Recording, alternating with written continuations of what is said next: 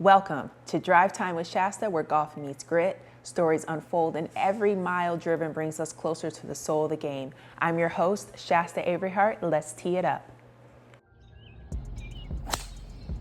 I had the honor to sit down with Renee Powell, a trailblazer on the LPGA Tour during the 60s and 70s, and my mentor to deep dive into her life and what it was like on the LPGA Tour. Yes. What is a day in the life for Renee?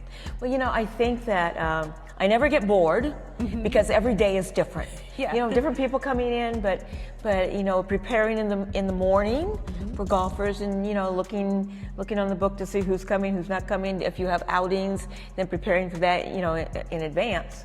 But every day is so different, and we do a lot of leagues. They do a lot of things with women and with youth and with veterans, and so.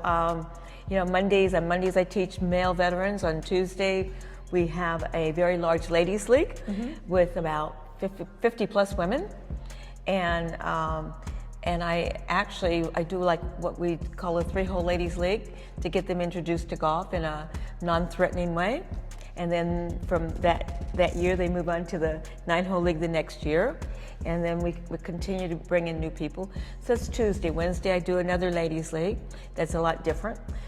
On Tuesdays it's called a Women's Impact League, and it's also a mentoring league too. Thursday we have a Thursday morning ladies league that my mom started back in the 1950s that's still going. Wow. And so it's the longest running ladies golf league in our county and a public golf course.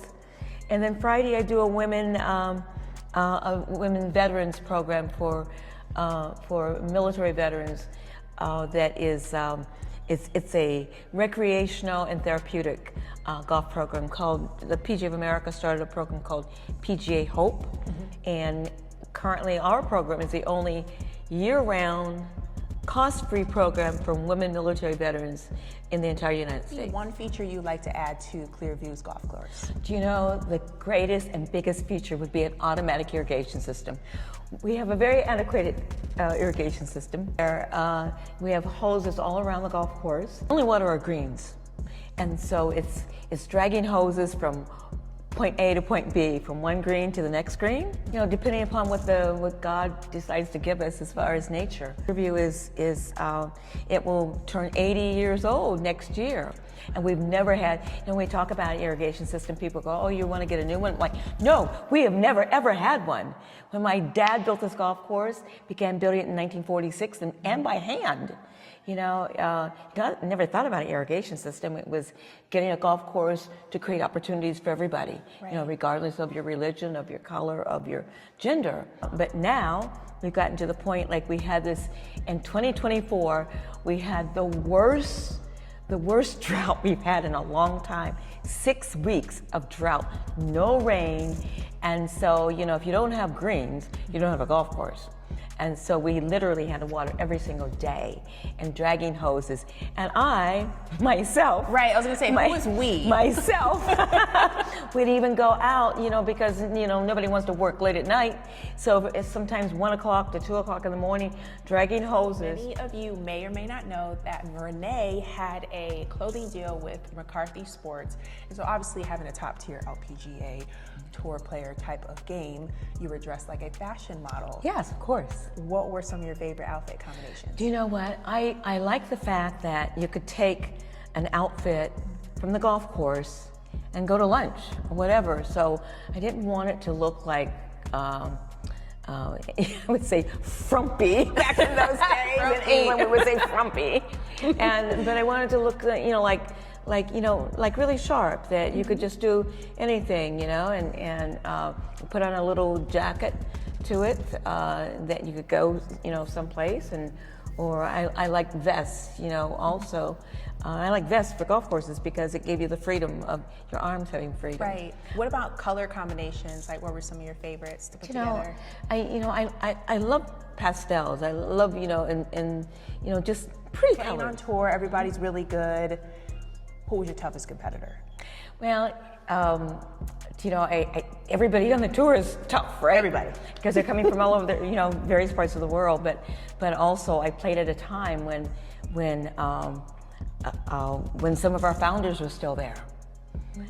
which was very interesting. I mean, people, the names like Patty Berg and and Louise Suggs and some of those ladies, Marlene Hagee and Marilyn Smith and Shirley Spork. So of the 13 founders that we had on the LPGA Tour, I knew 11 of them. And this year we're actually celebrating the 75th anniversary of the LPGA. And unfortunately we no longer have any of them living. But everybody it was a time when, the tour was not that old actually, because I first went on tour in 1967. It was founded in 1950. So it wasn't even 20 years old at the time. Yeah. The tour was not. So everybody was tough, It was a time when, they were growing the tour, but you had the best players that there were in this country that were playing. And through the era of Kathy Whitworth, who was the winningest golf professional ever in the history of golf, on the tour. Growing the tour, having fun in the process. They were. Your experience, though, was not quite as fun. Can you talk to us a little bit about what life was really, truly like on the road? Yeah, what was it really, truly like? You really want to know? Yes, I want to know. I want people to know that, this wasn't so long ago. Right, you're right. There were a lot of challenges that my white counterparts did not go through. Whether it was going into the locker room, that was a problem. That was a problem a lot of times. And how we have our badge that we flash, to the security guard, and our badge is not this big. It's not as big as our face. But as I watch those go ahead of me and just flash their badge, and then I go and flash my badge, and they had to question me that you're not a player, are you? Well, you have the badge. Just yes, because, I am a player. Yeah. You think I took it from somebody? Restaurants where, and Sandra Post was a really good friend of mine who is Canadian, and we room together a lot, and we go to restaurants and we look around, they're serving everybody else but us. So we would just get up and leave, or incidents like in hotels and motels where because of the fact that I was black, they would conveniently lose my reservation. They respected me for who I was and being a golfer. They didn't matter the color of my skin. Whereas, so many times here I was questioned about, who I was and where I was, why I was on the golf course. Right, and so, I find that would affect my psyche, getting ready for a tournament, tournament day, I'm getting ready, and I've received letters for the past couple days. What's it like on the first, what was it like on the first tee? Were you nervous, scared? Yeah, because I'd never received letters in my life before, and I was always, my parents were always there, they were very supportive, and here I was alone and thinking, and I remember the first time that I ever got threat letters, and I remember on the Sunday, I didn't even remember playing on the Sunday. I was just going through the motions of it, thinking, and looking, and probably looking scared, and wondering, who out here is going to do harm to me. That's a wrap on this ride, whether it was down the fairway or through the heart of the city. Thanks for spending your drive time with me, and until next weekend, keep your swing smooth, your mind sharp, and your heart open. I'm Shasta Averyhardt, and I'll see you on the next tee.